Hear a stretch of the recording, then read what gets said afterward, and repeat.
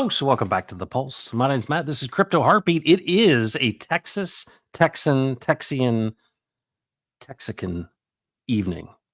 Happy Valentine's Day to you. If there's ever, I guess, a date on the calendar where Crypto Heartbeat would be relevant, it might be in this day of love.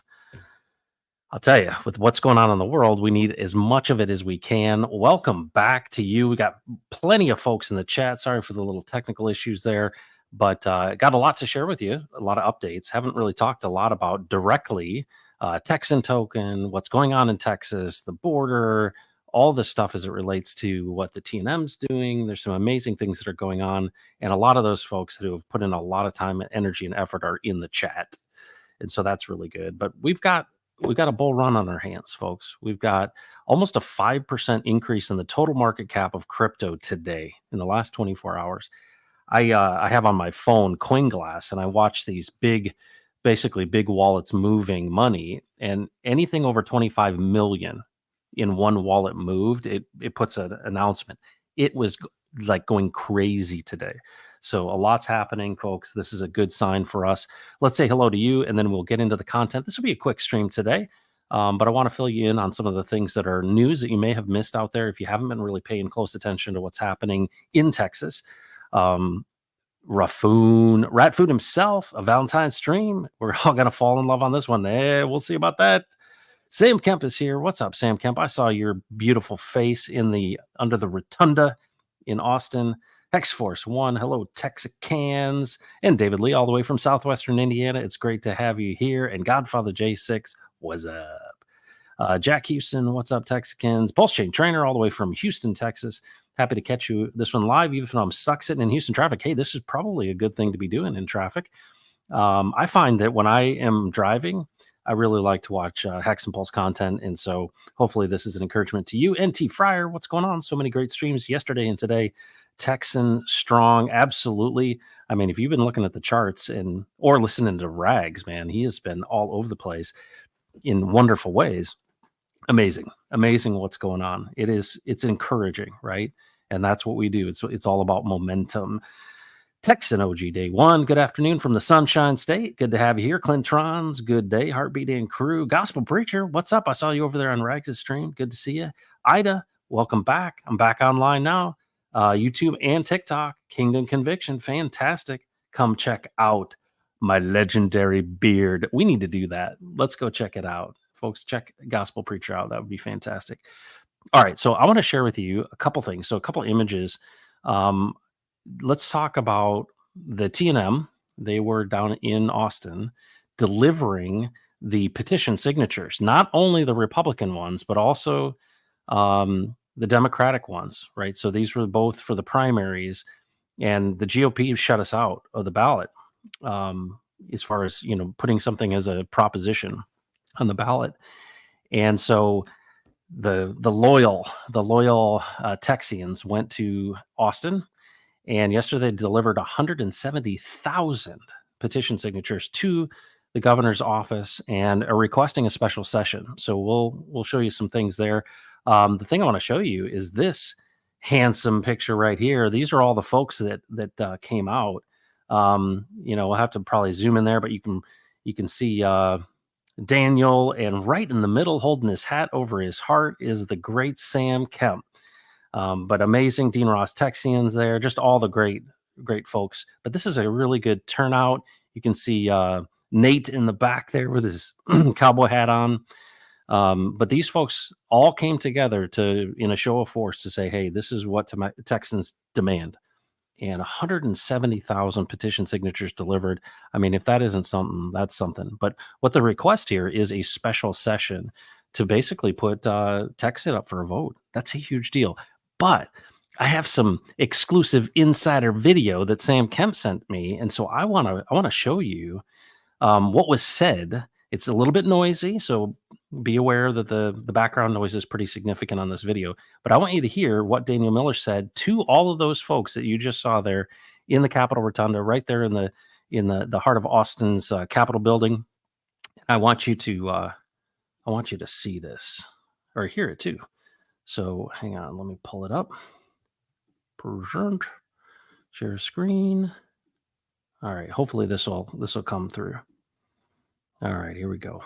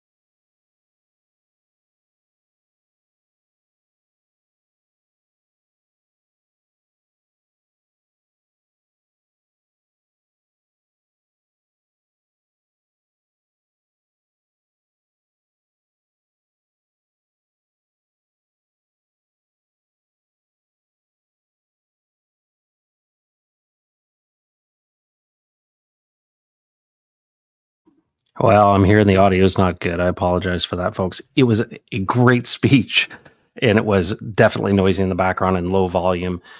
Sorry for that. But anyway, thank you, Sam Kemp, for sending that over.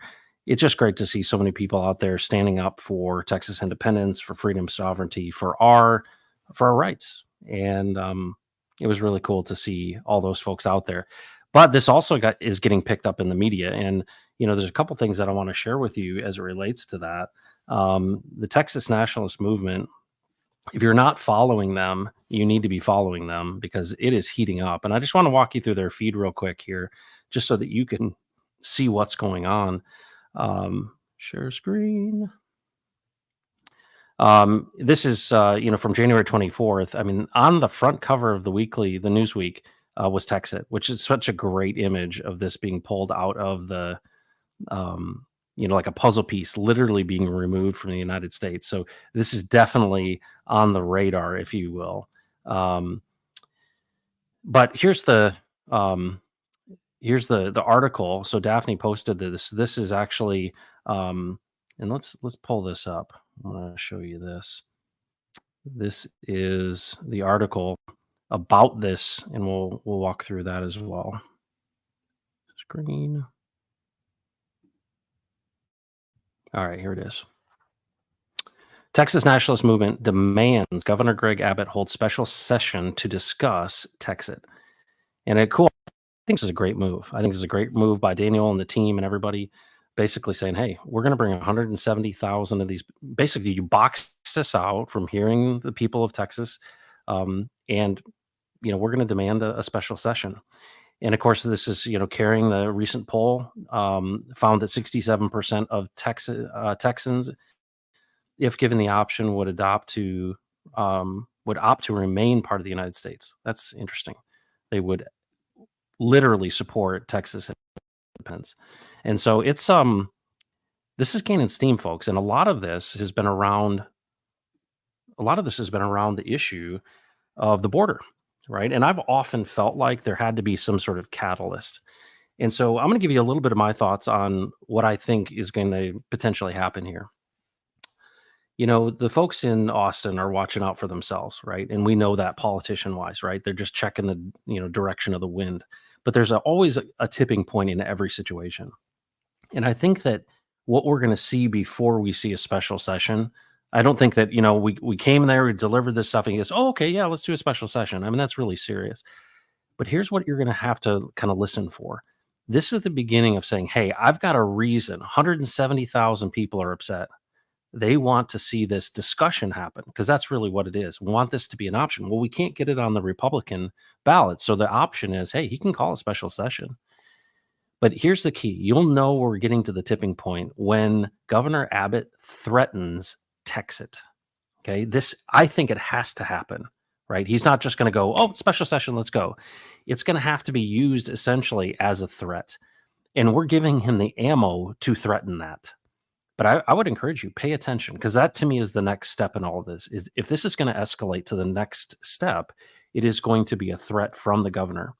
And the governor is going to say, hey, we've got support. of 170,000 people, and their voices haven't been heard, and they want to be able to have this on the ballot.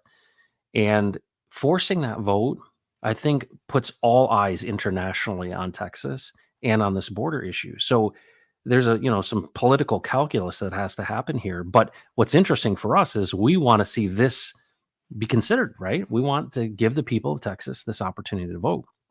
Well, this could be it, right?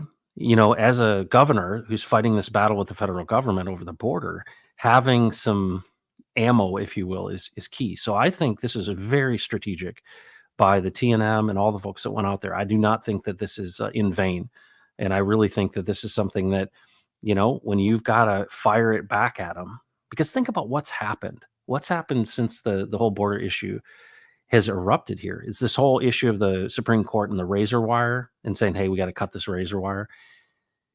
What is it? 22, 23 states have supported, sent, their National Guard. We've got all of this, crisis, if you will, at the border. 6 million people coming in undocumented. And then if you saw Tucker Carlson do a special on the Darien Gap, if you have not seen that and you care about what's going on with this whole border crisis, that will scare you to death if you watch that, because that was before the Putin interview.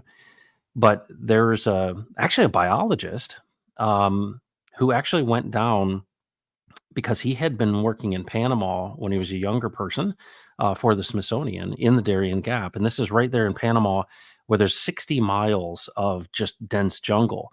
And what he found was unbelievable. What you would expect, a lot of people that are traveling up through the Darien Gap. But what's interesting is a lot of people have this understanding that, well, the people that are coming in here illegally, they're just people from, Central America. No, because Ecuador lets people come in without a visa, they're coming in through Ecuador. And guess who's coming in through Ecuador? It's not just people looking for political asylum, because that's all we give people, right? Political asylum. We don't do economic asylum. That's not a part of the rules, folks. But everybody that they interviewed basically said, yeah, I'm coming for a better life. Our economy has collapsed and we need to find, well, that's not a reason that you can immigrate to the United States. And so it's really interesting what they found there. So that's kind of what you would expect and you think it is. But what was crazy about this is the people internationally that are coming in. And I think, there's some people that say, well, what about terrorism, right? Terrorists coming in. But the big, big bombshell of that Tucker Carlson interview was the Chinese men. So military-aged Chinese men. And they go into this really intricate conversation around how they were trying to interview these camps of, military-aged Chinese men, and they would not talk to them. What in the world are, military-aged Chinese men in mass coming in through Ecuador and then crossing the Darien Gap, which is 60 miles of dense jungle, which is extremely dangerous. And what they discovered was that NGOs and the State Department, so U.S. taxpayer dollars with NGOs, are actually financing this crossing of the Darien Gap, which is in Panama. Folks, this is craziness. And so actually I would highly encourage you to watch that that Tucker Carlson interview, because it sheds a light on a number of things. And then at the very end, there's a whole conversation around this being strategic by the Chinese. And it also includes the Charlie 19 stuff, which blew my mind. And so this is a bigger topic than we can possibly imagine. And when you think about this, you'd think, well, the Chinese and people would love to see the America break up. Oh, no. They do not want Texans to stand up and secure that border, because that's their pathway in, right? So that's what's really interesting, the dynamic of that. And I hadn't thought about it. But folks, this is, we're living in an upside down world, big time. And so we have a responsibility to turn this thing right side up, right? And how do you love your neighbor? Well, here we got to shut the border, right? We have to, we've got to protect people. And look at this stuff that's happening in the federal government, right? The Senate passed this legislation that ties the next president's hands, that gives $60 billion to Ukraine. And, heard today that they're saying, the greatest risk of security is if we don't win the war against Russia. If you watch that Putin interview, folks, I understand that there's propaganda on both sides, but folks, you know, I thought it was incredible. Tucker was interviewed and he said, "You know what?" They're asking him about his political views and, "Oh yeah, you're some conservative and you're some Trump lover." And he's like, "Listen, as new information comes out, my mind changes, and that's how normal people, right? Humble, normal people act." But he said, "You know what really is my delineating factor in this world is the difference between people who think they're God and people who know that they're not." And I thought it was so amazing because that's really what we're talking about here. People who think they're God, they can control things, right? The authoritarian state. And then there's a group of people that are like, I recognize that I am not. And that humility, which seems almost obvious to many of us, it's like, yeah, yeah, there's a group of people that are essentially, this is that transhumanist group, if you ask me. But it's a really interesting time in human history because it's not only all of this stuff changing, right? But we've got crypto, right? The money is changing. It's going digital. And so for those of you that followed us, this is the Texan segment. The reason that we tokenize this community of a 500,000 Texas nationalist movement people and people who love freedom and sovereignty across the world is because this is relevant. This is the first time the texan.cc project, right? The Texan token project is the first project in all of crypto to do two things. Number one, it's the first endowment contract on the blockchain. And number two, it's the first one that's been tied to a political cause. We came to support a group and tokenize a group of people who have a desire for a political outcome that literally is about freedom and sovereignty. A lot of people, I think, when they're, saw that we were building on the Pulse chain, that we launched on Ethereum and all of the things that we did around the Texan token, they thought it was kind of cute and quaint. And what they don't realize is in this world of, authoritarians and the bug eaters and, folks like Klaus Schwab and the World Economic Forum, NGOs, the World Health Organization, we have to have a mechanism by which we can, mobilize to push back. And to think that as money goes digital, that there is this group of people that look at this next bull run, folks. What do we get? 12, 18 months here? This is the dream of Texan token, that people would see the value here. And what would happen if you had an abundance? What would happen if regular people in Texas and across the world who believe in Texan token have an experience like OG Hexicans or anyone in crypto for that matter, people that got into Bitcoin, that there would be some significant gains for them? Because I think if you're in abundance and you have resources and you care about a political outcome, the best thing for the world, in my opinion, is an independent Texas, because what's going to happen is it's going to return like common sense to this world, and we're going to be able to reevaluate everything. We have to look at things. How are we going to deal with AI? How are we going to deal with security? How are we going to deal with currency? How are we going to deal with our border? How are we going to deal with, things like, the sanctity of life? There's a lot of things that would be on the table. And it's like, I think the best analogy I can give is like rebooting the system. Right? When your computer's running slow, I literally had to reboot my computer ahead of this because things get clogged up. And that's what's happened over this period of time, is that we've got all these bureaucrats in Washington that are essentially legislating through the regulatory state. And so it's become this giant leviathan, this monster of, bureaucrats that are unelected, and they are directing things. And then, of course, we live in bizarro world that even if you question that we would send $60 billion on top of the 100 billion that we already sent to Ukraine, and 400,000 is the estimate of Ukrainians who have died in this war. And you're like, and we could have stopped it month one if it wasn't for Boris Johnson. Really, if these are the things that are going on in this world, what would $60 billion do in cities in America? Isn't that interesting? And here we are in election year, and we've got the halvening coming up here mid-April. Folks, this is a tinderbox.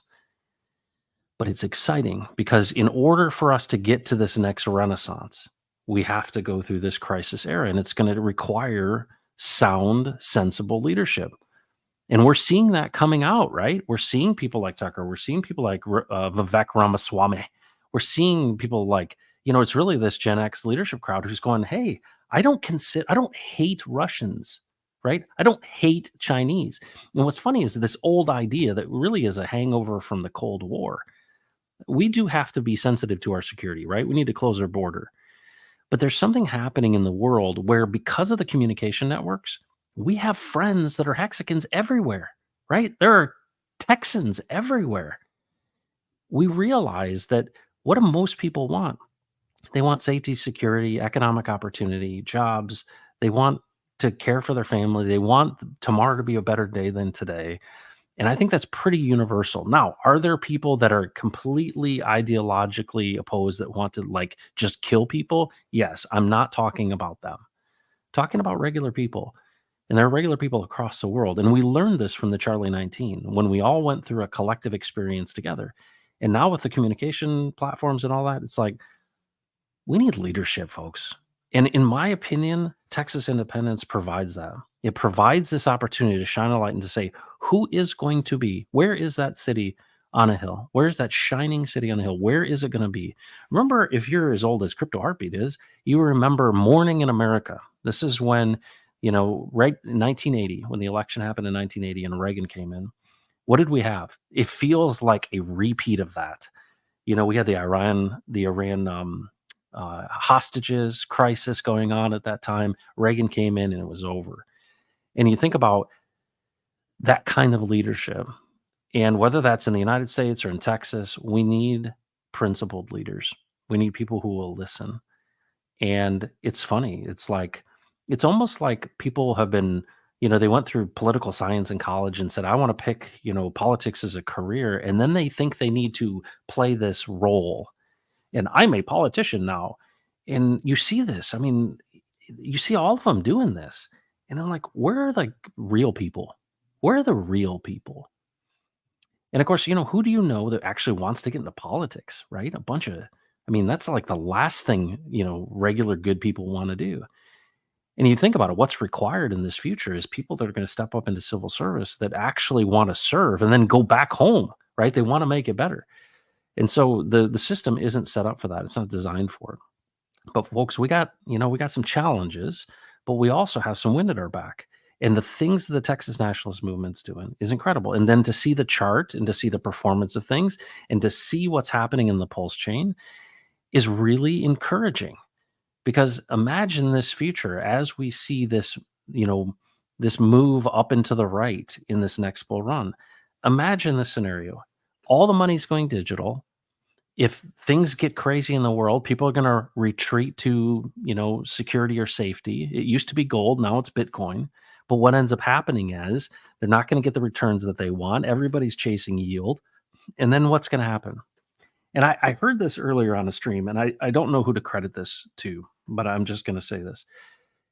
The OA is the Sovereign Wealth Fund. Did you know that we have a sovereign wealth fund? Do you know what a sovereign wealth fund is?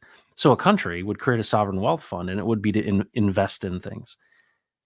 What's interesting is the OA, Richard Hart, and the benevolent whales, in a way, are like a sovereign wealth fund, meaning the sacrifice resources, just those, but there's a lot more that is in play.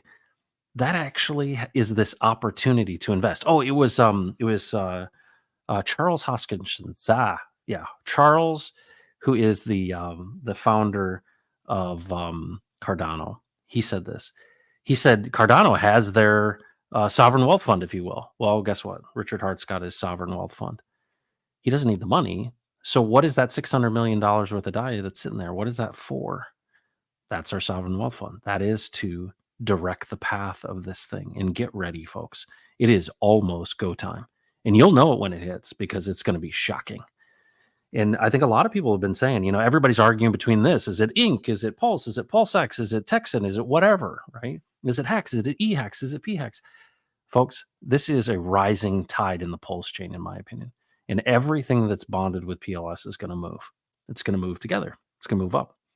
And the beauty of that is to see the great people of Texas and the great people of the Texas nationalist movement benefiting from that is the dream of why we did this.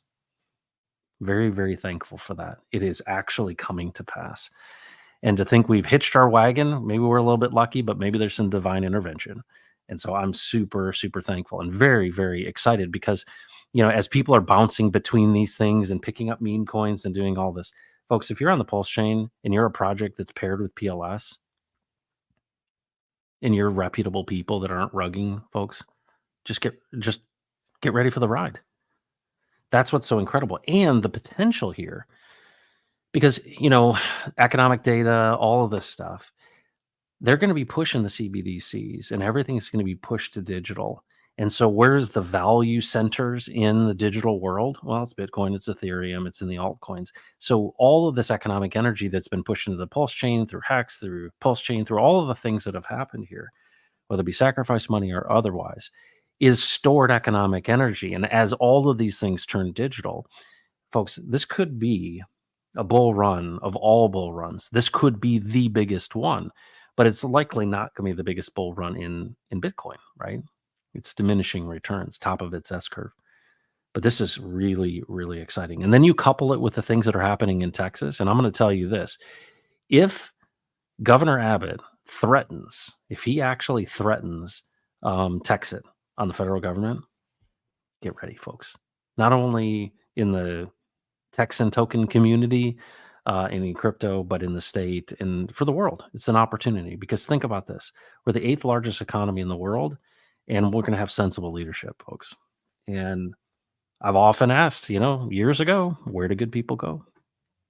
And think about that. Here's the coolest thing. I've been asked to participate in the crypto discussion as it relates to Texas independence. Imagine if Texas has had the best crypto regulatory environment. That's a reason in and of itself. Can you imagine that? You don't have to go to some third world country or to some island. You can come to Texas, and it's going to support and promote sensible crypto regulation and embrace DeFi. Leadership, folks. Leadership. It's amazing. It's absolutely amazing. All right, here's something I want to share with you. So this is pretty cool. So on the ballot, as let me show you. This is really cool, and this is just another data point that you need to see. See if I can find it here. It's in my. There it is. So check this out. This is a Republican proposition, and this is proposition number 7. And this is going to be on the ballot. So this got approved. It's going to be on the Republican ballot on March 5th. And let me share this with you. Check this out. So this is a question that they're putting to the voters of Texas in the Republican primary. This is Proposition 7. The Texas legislature should establish authority within the Texas State Comptroller's Office to administer access to gold and silver through the Texas Bullion Depository for use as legal tender. How about them apples? Gold and silver is legal tender. Folks, that's the beginning of a gold-backed stablecoin in Texas, which literally could serve the world. Do you see the implications of this? It's really, really big. If this actually moves forward and there's support for it, last session, they tried to get basically a bill passed that was not just gold and silver as legal tender, but a gold-backed stablecoin. You imagine Texas supports, and we have a Texas-based that is backed by gold in the Texas Bullion Depository. This is not Fed gold, folks. This is Texas gold. And there are literally laws on the books that basically they cannot take it from Texas. And so establishing this core resource of gold in Texas, and then you think about real world assets like oil and gas, there's so much resource that could be utilized to back currency in Texas. And here it is. It's on the Republican, Proposition 7. We're going to get to vote on it. Pretty exciting. But I'm going to tell you, folks, everything is changing, and all of these things are really fortifying the narrative that we've been talking about since the very beginning. There's some wind at our back, but this is the time, right? These are the kind of things. And sometimes I pinch myself. I'm like, we didn't see that all of this stuff was coming, but look at Richard Hart. He saw this ahead of time, folks. Not the Texas independence stuff, but he saw freedom of speech, freedom of movement, freedom of privacy, freedom to transact. He saw all of this stuff ahead of time. Folks, you're in the right place at the right time. You just got to hang on. And, in a way, stay off Twitter. Stay off Twitter and enjoy the ride. because it's shaping up to be significant. And what's interesting is they're not right now. They're saying they're not going to cut interest rates, but there's going to be such a pinching effect that happens here, folks. Just get ready. We're going to come up into April. We're already seeing a ton of money moving over into Bitcoin. Right. Certainly, I've been watching huge amounts move.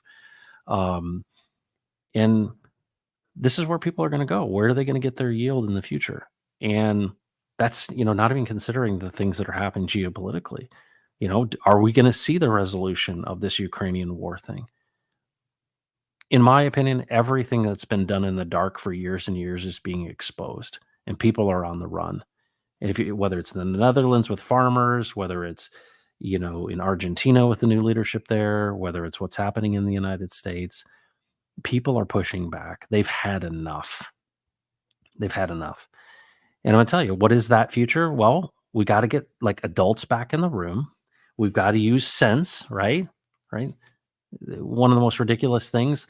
A bunch of trans guys have basically said we're going to play women's volleyball and are dominating all the girls. My daughter played volleyball. I'm like, okay, there are some things that you just gone too far. Talking about overplaying your hand. And we just got to get sense back into this stuff. We need to be sensitive to people. And I understand there are people that have, special needs. But folks, we've got to restore order, law and order. We need to be, we just need to make it clear, not to, just be a fanboy of Tucker Carlson, but he said he was talking on an interview in Dubai, I think, or in Abu Dhabi. And he basically says, hey, the United States, being the powerful military, country that it has a moral obligation like a father would. And he made this connection to himself as a father. He goes, if I come home from work and my kids are fighting, what's the first thing I do? I stop the fighting. Okay. I restore order to my home. I don't come in there and egg them on and encourage them. Yeah, hit him. Well, that's what we're doing in the world. And if you think about the morality of, if you have this strength and if you have this ability, and, I'm not saying you should be a police officer for the world, but you have this moral obligation when you have strength to settle things. You should seek peace. But what have we done? We're financing the killing of people for basically because people are corrupt. I mean, ultimately, the Ukraine war is a money laundering scheme. I mean, that's ultimately what it is, because it all comes back to the military contractors. And folks, I'm telling you, this is wrong. It's like, oh yeah, we're okay with people dying. Are we? I'm not okay with people dying. I think people should stop dying. I think we should stop doing this. I think we should be the ones that are leading peace, not people who are basically benefiting from all of this financing of this. And folks, we just have our priorities messed up, and it feels a lot like 1979 all over again. A Carter administration feels like that, but we just got a senile guy that essentially Obama and his folks are running their third term. I mean, that's what, in my opinion, is really happening. But folks, you're in the right place at the right time. Everything is changing at once, and things are going very, very well. And I'll say, I've said this in the last stream, and I'll say it again. Here's why. When we started with the Texan token on Pulse Chain, there was about $20,000 worth of liquidity. There's well over, I think it's over 170,000 now. And a good deal of that has been from just people in the community coming in and basically pairing things up with PLS, for example. But the other thing you need to realize is that Hart's Law is real. And the really unique thing that's happening here, and this is the alpha from a crypto perspective, and I've said it before, Hart's Law is real, but you only have one chance to launch a new chain. That means that what Richard did with essentially creating PLS as the ETH of the Pulse chain, right? That's the gas fee token. Because it was so low and it's dropped 90%, this is the opportunity that things get to move together. Let me just give you an example. Let's say you were to launch your token on Ethereum and you were to pair it with ETH. What do you think the growth of ETH is going to be? Because Hart's Law works regardless of what you pair with. So if you paired with Ethereum, what is it going to go up? Maybe 4x? Okay, so you get a 4x increase on the other side, which is your token. Well, now look at the Pulse chain. What do you think PLS is going to do? It could do 100, it could do 1,000x, right? There's some people think it could do 14,000x. In this next bull run, what do you think it's going to do? Well, take the number right now of the liquidity and multiply it by that number, right? That's incredible, folks. It's absolutely incredible because that means all the projects, not just Texan, just whatever is paired with PLS is going to move with it. Well, how's it going to move, Crypto Heartbeat? Because there's $600 million worth of DAI from the sacrifice sitting there. And this has been the plan all along. If you follow why and how Hex moved, Richard's going to get the glory because he understands how this stuff works. People are chasing green candles, people want yield. And that's how we're going to get it. And it's just a matter of what is the right timing for that. And I trust that Richard knows what that is and the people that follow him.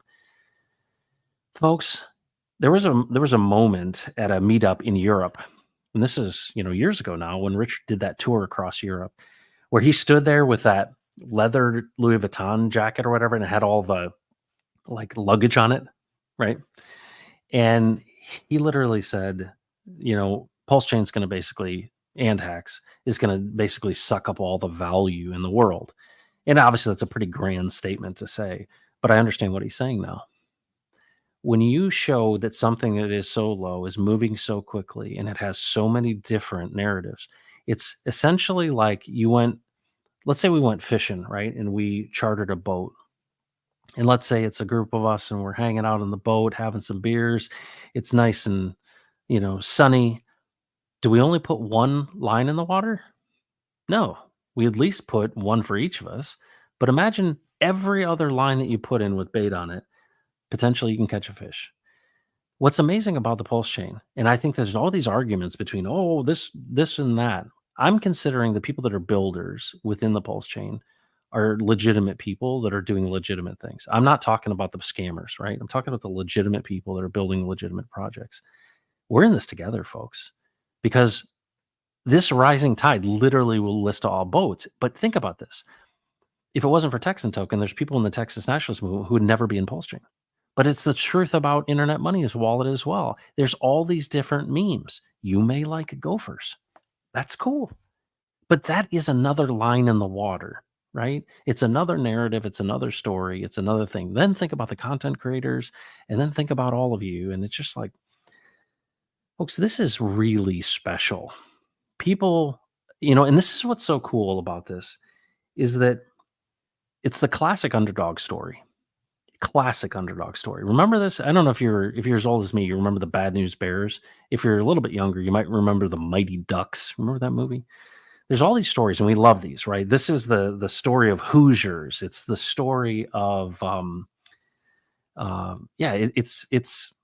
it's incredible story. Rudy, the movie Rudy, that's like this, is the one that was rejected is actually the winner. And it's because you go through the challenges of being the one that's been called a scammer and put down. It galvanizes the group of people to overcome the obstacle. And so it's unlikely, right? So we've got these guys that are like, oh yeah, there's no way the pulse chain's got any value and all this, and everybody's criticizing. Well, they're just speaking out of their own bags. What's incredible though is they're going to be flat-footed and stunned, and their jaws going to be at the ground because they're going to realize, hold on a second, these trailer trash people that we criticized all the time, working class people, these regular folks that have seen hard times and this Richard Hart, they're the winners? Yep. Because the meek will inherit the earth, folks. That's the thing. This humility that you have because you've seen hard times, and I would say that in general, broad brushes here, is such an advantage because it made this thing organically grow. Because you're like, hey, I got to fight against this thing. I got to push against it. And it galvanizes people. I had a great discussion with RG3 about this. It's like being in the military. Why are you fast friends with your brothers? Because you've gone through hell. That's why. And you're like, yeah, it bonds people together. It's like we've been stuck in an elevator. And it's like somebody's got to go to the bathroom. And it's like, oh, yeah, remember when you went to the bathroom in the elevator? Yeah. We have a common experience. And we recognize that we've been battling this thing together. And to me, I wouldn't trade it for anything, right? And that's the thing. Everybody else with the VC backings, they're expecting, someone to do. Well, who's doing the marketing? Is the marketing department doing it? There's no marketing department. It's people like Hexo and RG3 and Kinetics and Maddie and all these folks, right? Amazing people, rags, right? Out there putting in the work, understanding that It's a body. It's got many parts, and you participate and you do your role and you play it. You bring what you have of value to the table. Folks, this is an exciting opportunity. I started this channel on October 1st, 2 years ago, and this is the ideal time. If you want to be a streamer, you want to come into the marketplace, this is the time. This is going to be the most fun you'll ever have if you've been interested in being a content creator or a streamer. There's going to be all kinds of people that just have an insatiable desire to hear what you have to say. And it's perfect. I came in during a bull run. If you come in now, you're going to have a really great opportunity to grow a channel and have some influence and encourage. And I'm going to tell you this: if you're authentic, folks, that's all it takes, because there will be people who will appreciate you. I appreciate you, and I thank you for joining the Pulse today. The wind's at our back, but there are clouds on the horizon. There is going to be a battle. There's going to be a challenge ahead, but together we can overcome. And that's what is unique about this community. And so for all of those of you that are in the chat that went out to Austin, supported the Texas nationalist movement, for those of you who donated to them, you're a part of Texan, you're a holder of Texan, congratulations. Thanks for being here. But the beauty of this thing is we're bonded in liquidity with a guy who sees the future, and he cares about you. Richard Hart is an advocate for regular people. And I went back into a video, and I'm going to play it. This is what I'm going to sign off with today. I think this is incredible. This is my interview with Richard Hart, and he talks about the community. So let me click on this and share it. This is a great way to. All right, this is incredible. All right, share. What a wonderful way to hear from Richard Hart at the end of this stream. Richard Hart. All right, here we go. So this was my interview almost 2 years ago with Richard for the conference. And listen to what he says. Let me go into this. I'll back this up a tad.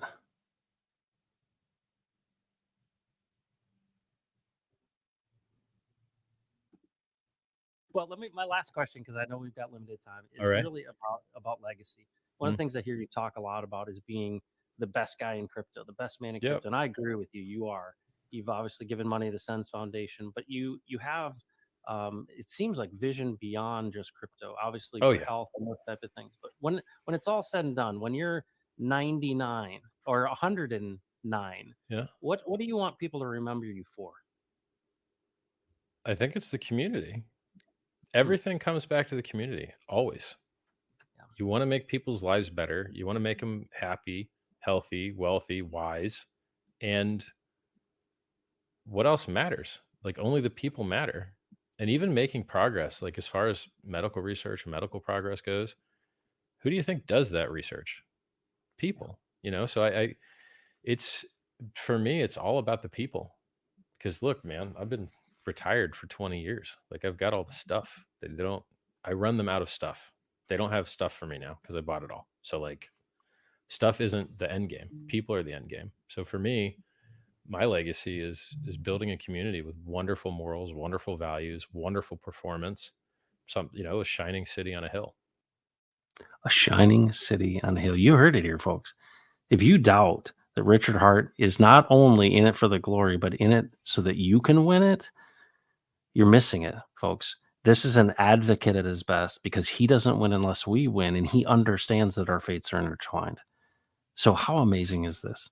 Congratulations. Thanks for being here. You need to tell people you care about this, because, folks, this isn't a matter of, well, I hope some people find out about the Pulse chain. Guess what? A day is coming when this is going to literally rocket so hard, and there are very practical reasons it will do that it is irresistible, like moth to flame. People cannot resist that kind of trajectory and growth. I said in my last stream, remember how many times Richard said the floor is lava? You know what he was saying? Everybody else is down, but Hex is up. That's exactly what we're going to see in this next go around. People are going to be down and we're going to be up. What do you mean you're up? What do you mean? That's how 10,000x happened. But there's more economic energy, and there's more room to grow. Folks, the writing's on the wall. And it's all of these things together that make it potentially one of the craziest bull runs of all time. But when you hear stuff like that from Richard Hart, that's the real stuff. He didn't say, well, yeah, it's so I can get rich because founders and holders, they're the ones that get rich. When he really contemplated it, he thought, it's the community, because that's really all that matters is people. That's why I called this thing Crypto Heartbeat. That's why it matters. It's Valentine's Day, folks. Richard Hart loves you. He really does. He might not say it. He might be like that dad who pats you on the back maybe. But that's the truth of the matter. What is at the core of Richard Hart is what Valentine's Day is all about. Richard Hart actually cares about you. And some people are like, I don't even care about myself. Well, guess what? You're in a community of people who are extending love. And I hope that message is clear to people. When you advocate for the betterment of people, that's called love. Now, men don't want to talk about it, but that's what it is. It's not gooey, sexual love. It is care and concern for other people. It's considering others in addition to yourself. It's like, caring for your neighbor, like being concerned if somebody gets injured or hurt. Money Gang Crypto was talking about his grandfather passing away, and he said, look at all the Texicans came out, and they were so kind to him. When my father passed away, look at David Lee, traveled all the way from southwestern Indiana to come to my dad's funeral. Who does that? Like, folks, unbelievable. Steve Sachs passed away, my mentor, and 500 people came out of the woodwork. I'm like, I had no idea you guys cared. I had no idea you were paying attention. It's such thoughtful comments. Folks, this comes from leadership. The speed of the leader, the speed of the team. Richard Hart cares about you. He loves you. And I do too. And Rags loves you too, by the way. I don't know if you know that. Folks, have a great rest of your evening, night, morning, whatever it is. Take care of yourself and give somebody a hug today. Take care and don't mess with Texas.